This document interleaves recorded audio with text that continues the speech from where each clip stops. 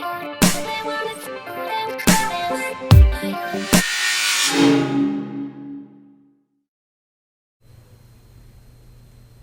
YouTube, this is JMB823 and Draco87SJB.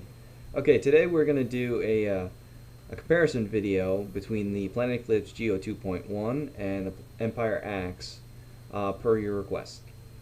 Alright, the things that we're going to go through are packaging, what comes with it, stock barrels, stock features, efficiency, disassembly and maintenance, and upgrades.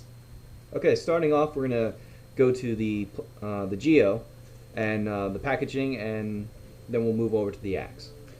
Alright, here we have our standard Planet Eclipse packaging. It's a hardcover. It's got a nice amount of padding which keeps it very well protected. Alright, what comes with it are a nice set of ball joint Allen keys.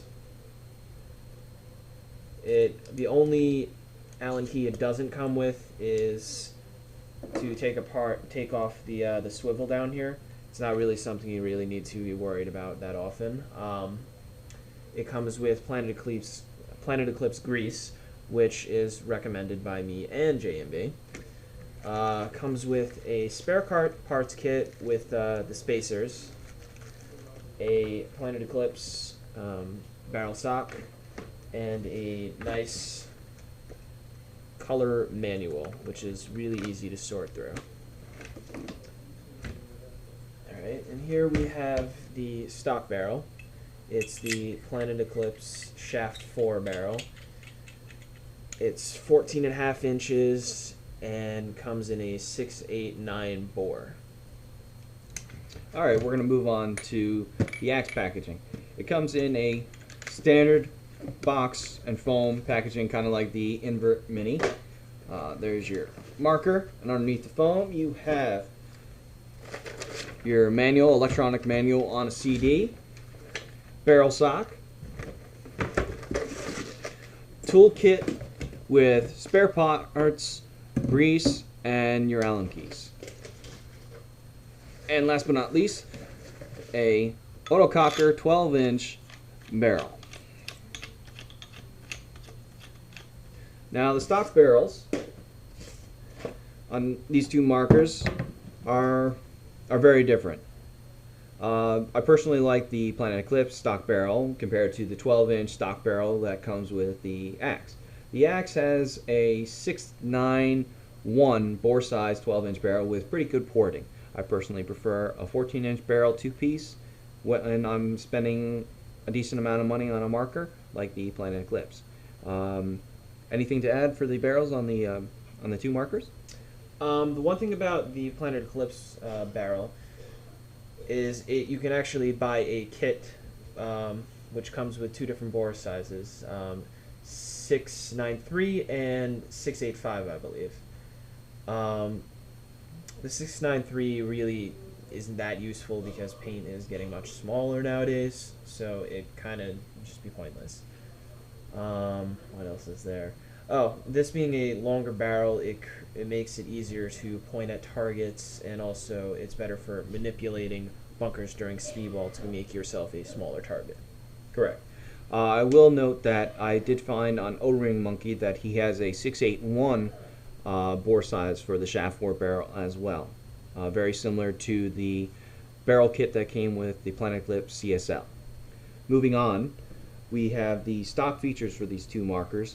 Both have decent stock features. We're going to start off with the Geo, and then we're going to move over to the Axe again. Okay, first we're going to go to the toolless bolt removal of both these markers. The Geo has you can just twist it out. You only really need to have it finger tight. It won't shoot out on you. Once it's pressurized, it's on there very tight.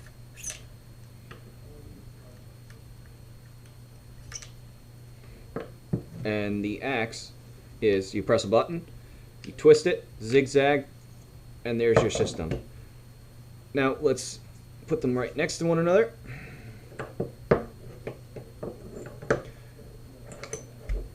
And those are the two systems. Personally, the system for the Geo is much easier to maintain and much more simple This is not the stock bolt that is on the axe. We'll get into that a little bit later. The only part on the axe bolt that is a little more difficult to deal with is this little piece right here, which is the poppet. Okay, and getting them back in is very easy, as you see on the Geo. Just slide it all back in, twist it tight. And voila. And your bolt's back in. On the axe, it's just as simple. Slide your bolt system in, get into the little groove, zigzag, hold the button down, and twist closed. Alright, moving on. Both of these markers have brake beam eyes.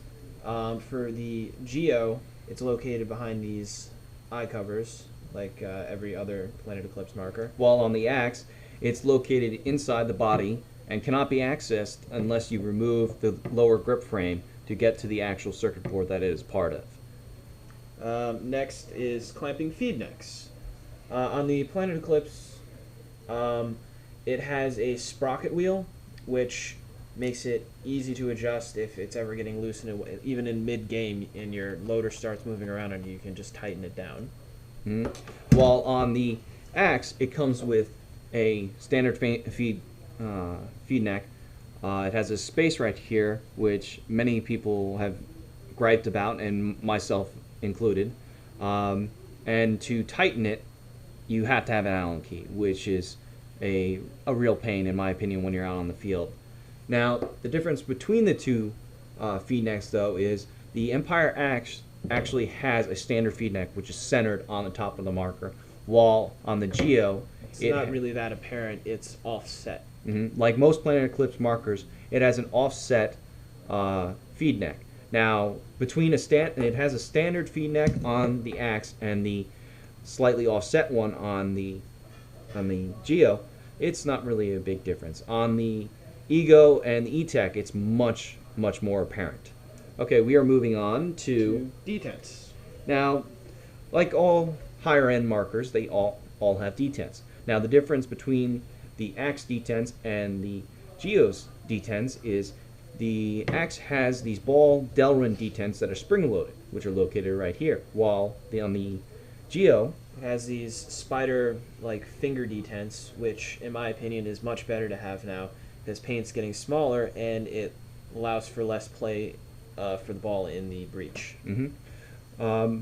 Moving on, we're going to the on-off ASAs.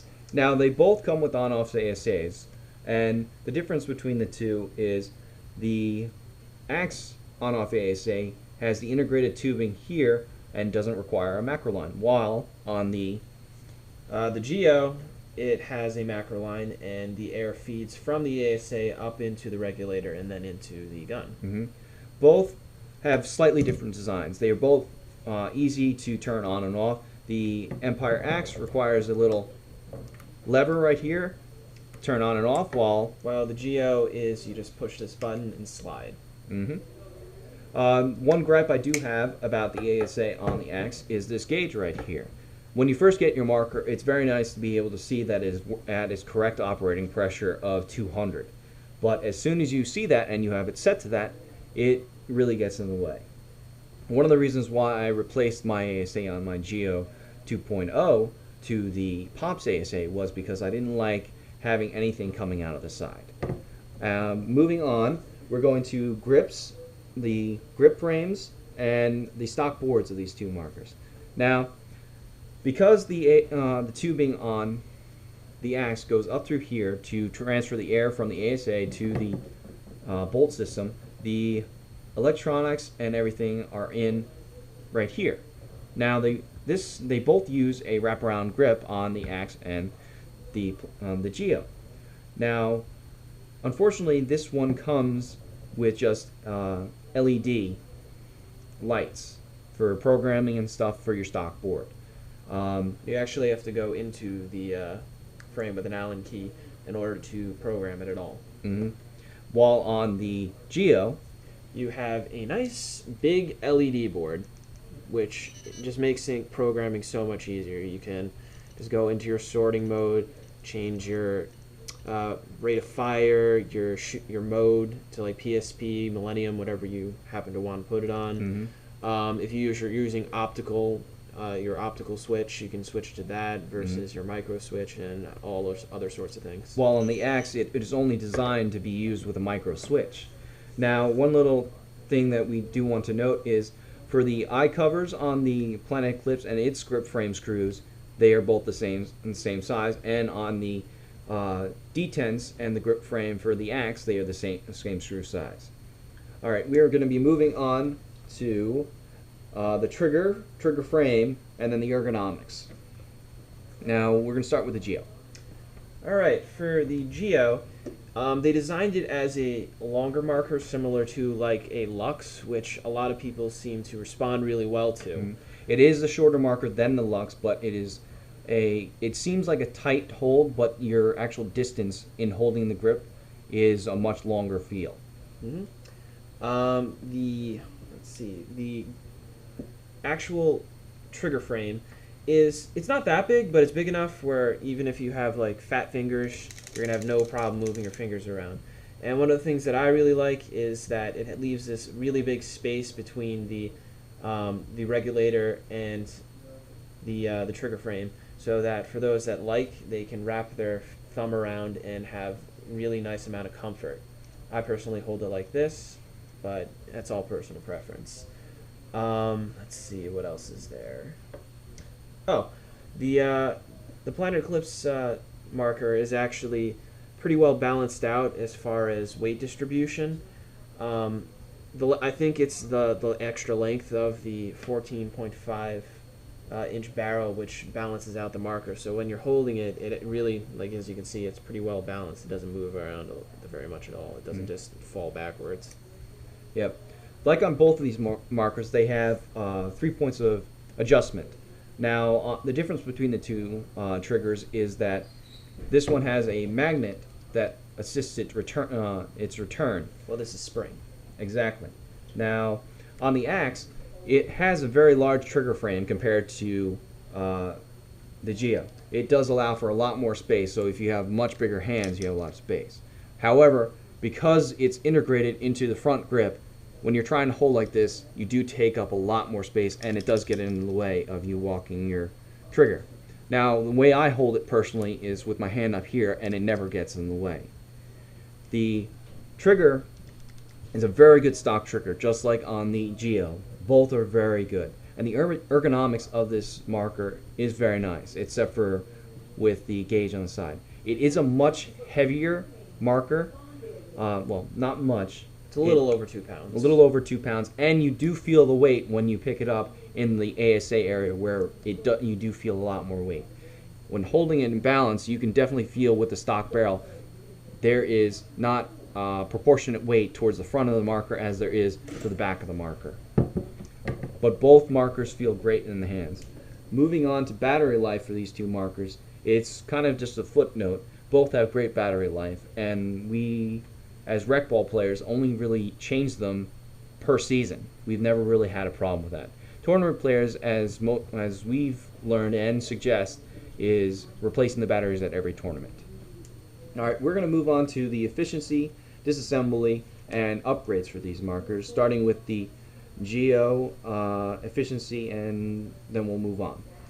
All right, out of a Geo, you're really realistically only going to get 6 to 7 pods, which is okay. It's not the greatest, but the reason for that is the slow bolt movement. It really just takes up a lot of the air to keep it from just slamming back and forth. And which makes it very soft on paint. Like, when you actually put in a screw in a tank, you could turn your marker on, you could stick your finger in. You can watch him, Mike Tech BB, he does this with his. You could just be shooting the gun all day long in your finger. And if you tried doing that with the Axe, you would lose your finger. Now, the efficiency on the Axe is better. A lot better. You can get 2 more pods at least. So you get 7, 8, maybe even 8.5 pods for an Empire Axe. And that's just stock without even replacing your bolt. Disassembly, as we showed before, with the bolt systems are both very easy, but when you go more in depth, there is a big difference between the two markers. because of the integrated tubing and stuff with no macro line, it is more difficult to deal with this section of your marker than it is just to deal with the reg for the Geo. Taking apart the grip frame is very easy here with the electronics, but going to clean the eyes and stuff like that is much more difficult because you have to remove this, and it's got a circuit board right here with your micro switch and with your eyes. While on the Geo, there's only one circuit board, which is in the grip, which is connected to your eyes, which is literally just the eyes and a wire that lead down into the board. Which also connects to your solenoid, which is located right here. Everything is much more centralized, and then you have branches out, while on the axe it's spread out a lot more. Okay. We're going to move on to upgrades. Both of these markers are, there is a huge gap in price between the $450 stock axe and the $1,250 stock Geo 2.1. Now, the upgrades on the axe there are a lot more options out there.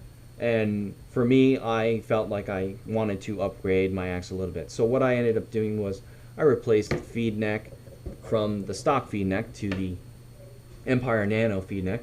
I replaced the stock board, which has a decent amount of programmability and all the tournament settings I really will need if I ever play tournament.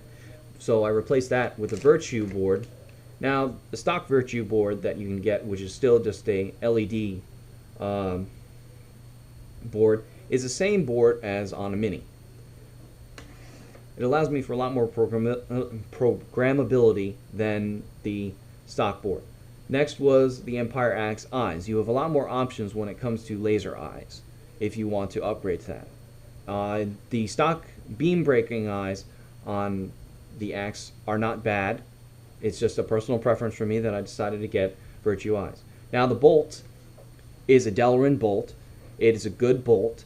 I personally went with the Tech MRT bolt because it's made out of aluminum, it's reduced in weight, and it actually improves my efficiency slightly, and it has been proven to have a slightly softer touch on paint than the stock bolt. And also has a longer life since it's made out of aluminum. Exactly. Now, on the Geo, it is a much more expensive marker, and there are less upgrades for it. Which is why you pretty much won't have to, upgrade very much because it's such an expensive marker. You're spending that type of money, you're not going to want to have to put more into it to make it a good marker. Mm-hmm. I mean, the only options that are really out there are you can upgrade your board to a Virtue board, a Tadao board. I don't even think 7th Element makes a board for the Geo. You can upgrade your beam breaking eyes to laser eyes, which is a personal preference for both me and Draco, that we did it for both our markers. And other than that, there really isn't an upgrade for it. You can polish your bolt from Putty Mods, and that's only a modification of the original bolt. We personally liked adding a Exalt grip to our regs. It's not anything that it's more comfortable in our opinion, and we like the tackiness in our hands.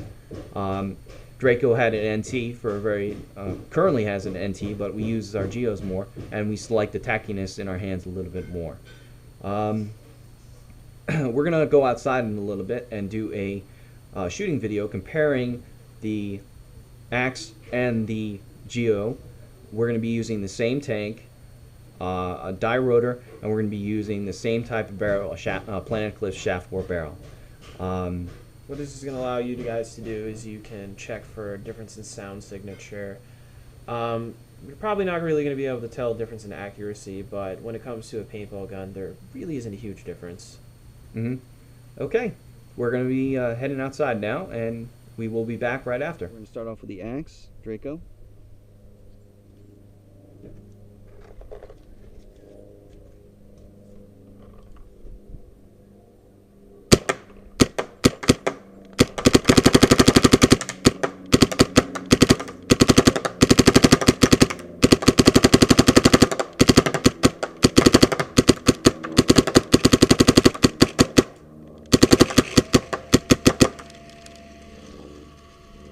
Okay, that was the Empire Axe with the Planet Eclipse shaft 4 barrel, a die rotor, and a Ninja 68 4500 tank. Okay, we're going to move on to the Geo 2.1. Alright YouTube, this is the Geo 2.1 with the Planet Eclipse shaft 4 barrel, die rotor, and Ninja 68 4500. This is the same tank as was used on the axe.